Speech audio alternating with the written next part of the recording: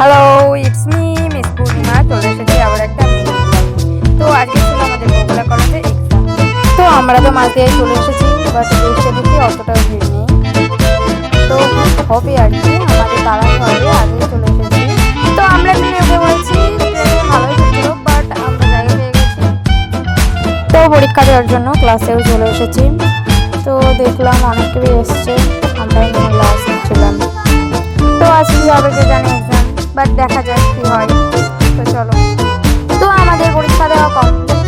তো চলো স্টেশনে যাওয়া যাক।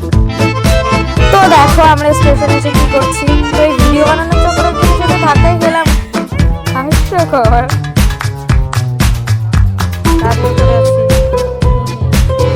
তো ট্রেন চলে এসেছে, আমরা এখন ট্রেনে উঠে পড়বো।